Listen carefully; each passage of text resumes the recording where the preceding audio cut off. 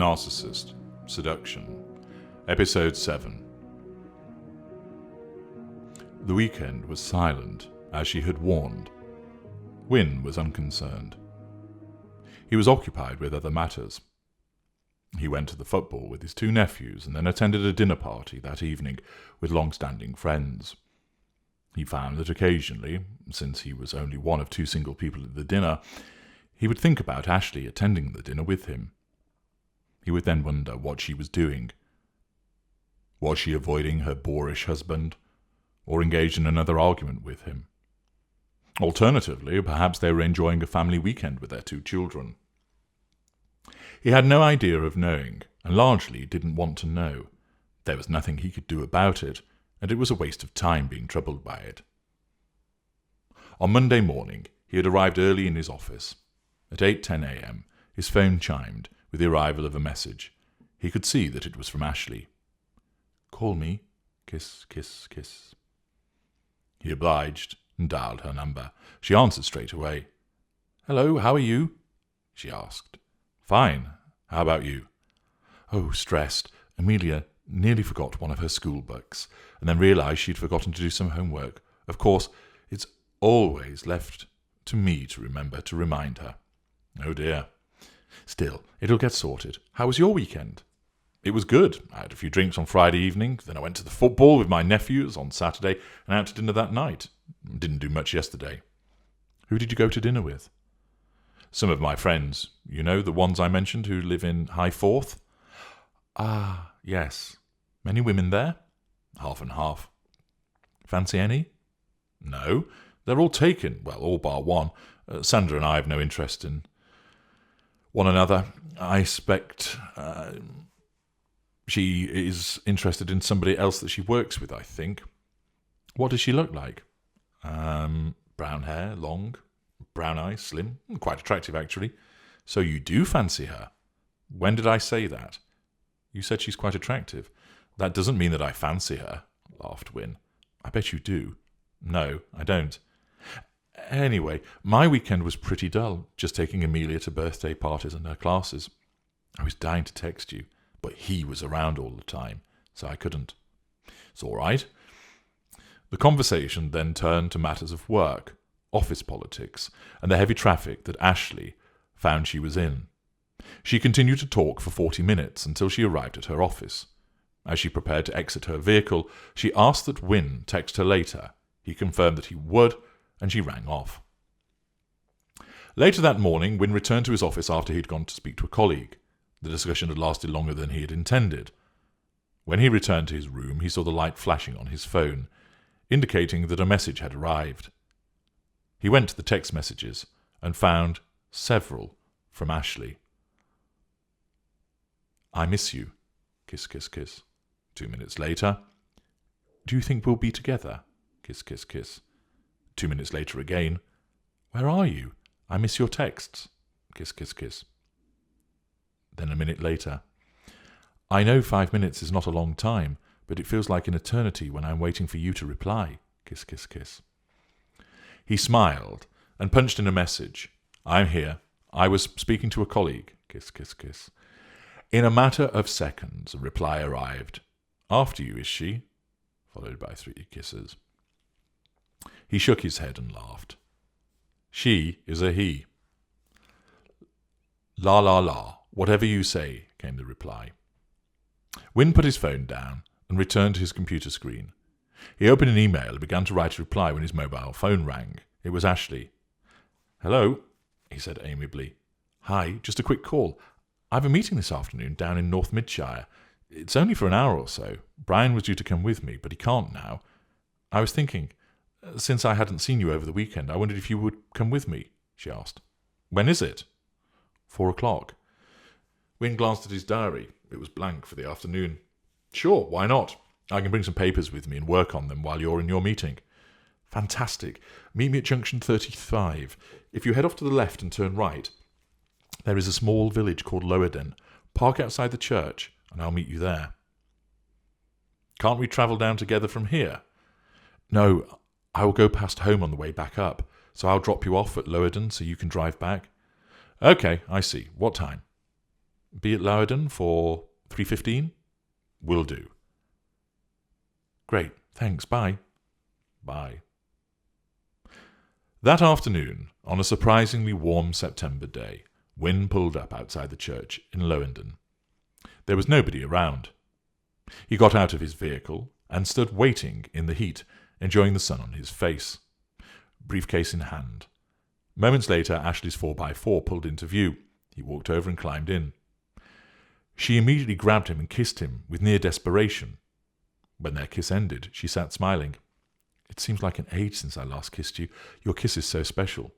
Well, thank you, said Wynne. I had the accident I told you about on the road over there, she explained, pointing towards the road that skirted the edge of the village. I'd opened my door on my car, and a woman slammed into it, ripping it off and jolting the car.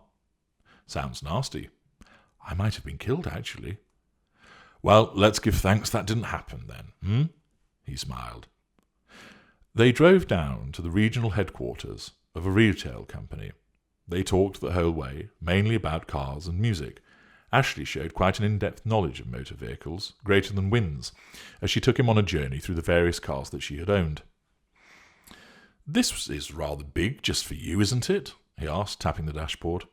I like it. People get out of the way when they see this coming. So I've noticed. Are you saying I'm a bad driver? Nothing of the sort. Peter thinks I'm a good driver. Wynne said nothing and looked out of the window. Sorry, I know you don't like it when I mention him. It's all right. He is a fact, answered Wynne. I wish he wasn't. Well, he is, said Wynne. I never realised you knew so much about history, said Ashley, referring back to one of the topics that they had discussed at Friday's lunch. Oh, yes, I love it. Medieval mainly, the Tudors and the Stuarts. I'm not so bothered about modern history, although I know a bit about it. Yes, I like the Tudors too. I really enjoyed the television series, even though, of course, it was historically all over the place. Plus, everyone was so good-looking, and they all had beautiful teeth. Mind you, if I was queen, I would only surround myself with beautiful special people, birds of a feather and all that. Wynne gave her a sideways look. She turned and caught his gaze. Yes, I can't stand stupid and ignorant people. To be honest, I think most people who live in a council house should be sterilised. It would save a fortune and stop us having to look at ugly people. That's where all the ugly people come from. They're breeders on those estates. Ashley, you can't say that. Why not? It's true. If more people said what they thought, the world would be a far better place. It seems to be the case that you can't have high standards anymore. Well, I do. Well, there's nothing wrong with having high standards, but expecting everyone else to adhere to them, well, didn't the Nazis approach things that way? I'm not a Nazi. I just expect people to rise to my standards. I think you'll find you'll feel repeatedly let down then, said Wynne. Not really. I don't tend to bother with people who aren't worth bothering with. Of course, that doesn't apply to you. You're so clever and intelligent. You know so much. Literature, food, history. It's funny. I didn't think you'd actually be into something like that, or classical music for that matter. It only goes to show. Show what? How you can be so wrong about people. How do you mean? Asked Wynne.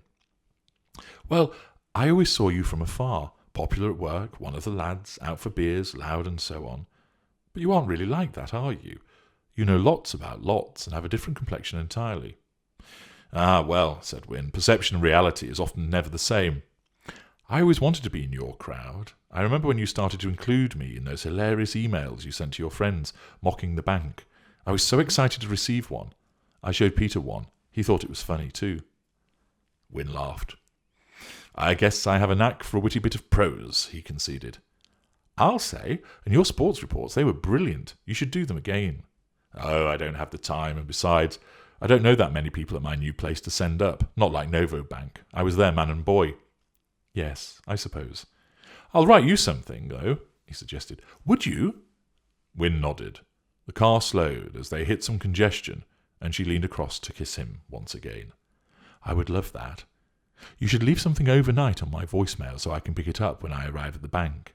It will give me a lift before having to deal with the idiots. Make it something special, just between you and me. Will you do that for me? Will you do that? Will you do that for me? For us? Okay, I will. Thank you. I've been thinking. Could you order a pay-as-you-go SIM card for me, please? Obviously I can't. He'll see it and get suspicious. If you get one, I can then use it just for you and me and swap it out of the phone. I can then keep all our messages rather than having to delete them. Sure. Which network? O2. I'll do it this evening. Thank you.